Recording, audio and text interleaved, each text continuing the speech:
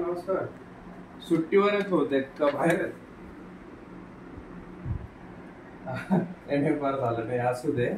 काय पुढची काही प्लॅनिंग रिक्वायरमेंट म्हणलं एकदा विचारावं. स्टॉकला नव्हतं मग बनवून घ्यायला आपलं हे 11-22 जे आहे साईज स्टिचिंग वायरची म्हणा किंवा ते आपलं याचं बरोबर स्टॉकला नाही आहे मला. ओके सुट्टी होते का? बरं ठीक आहे चालेल. तुम्ही उद्या गेल्यानंतर फक्त मेसेज करून द्या, कारण स्टॉकला नाही आहे मग. किंवा मग एखादा 7-8 बॉक्स मी घेतो प्लॅनिंगला मग 11-22 साईज. हो 3-4 दिवस लागतील. मला उद्या कळवा. हो अभिषेकचं एकदा त्याला म्हणा ते आपलं. हे होतं कॅबिन प्रदीप गहेरवार आणि ओंकार ठाकूर यांचं. या कॅबिनमध्ये यांचं ऑफिस आहे आणि हा आहे ऑफिसच्या बाहेरचा भाग, जिथे पूर्ण साहित्य ठेवलं जातं आणि पूर्ण कंपन्यांना हे सगळं डिस्ट्रीब्यूट केलं जातं.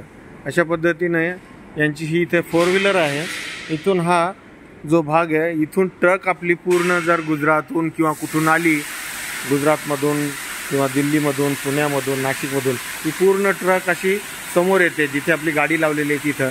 तिथून आपला माल खाली उतरवला जातो आणि तो इथे असा स्टॉक केलेला असतो. हा संपूर्ण माल आपल्या विविध कंपन्यांना पाठवण्यासाठी ठेवलेला आहे आणि त्या कंपन्यांची जी काय रिक्वायरमेंट एका वर्षासाठी असते, त्या एका वर्षात लागणारा संपूर्ण माल इथे स्टॉक केला जातो आणि त्या प्रत्येक महिन्याला त्यांची गाडी येऊन घेऊन जाते किंवा पोहोचवण्याची जिम्मेदारी आपल्याला घ्यावी लागते.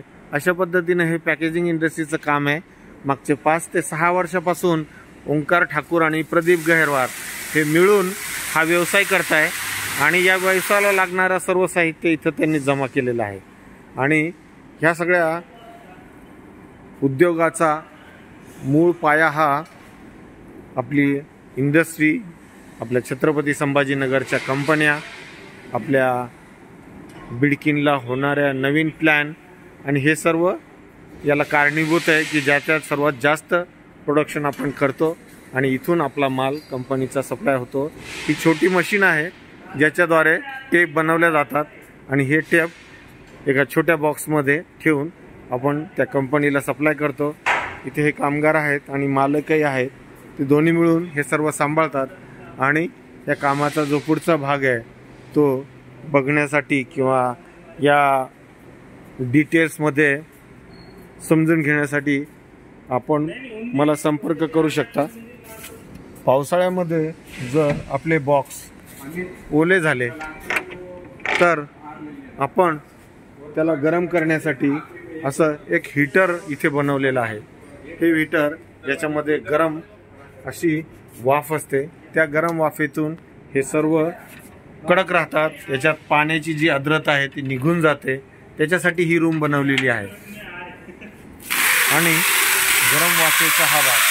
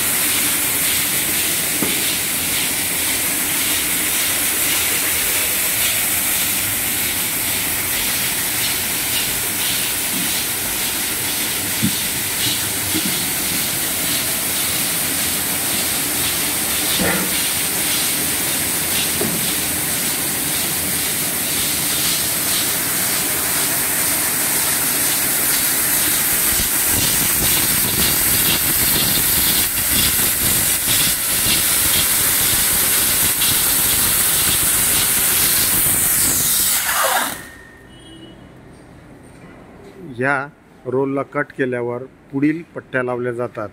हा एक रोल पूर्ण झालेला आहे म्हणून ही मशीन थांबली आहे. आता पुढच्या रोल लावल्यानंतर पट्ट्या त्याच्यावरती पॅक होणार आणि पुन्हा ते कट करून बाहेर काढलेले रोल, नवीन रोल तिथे ठेवून पुन्हा तयार केले जाणार. असं या मशीनचं काम आहे.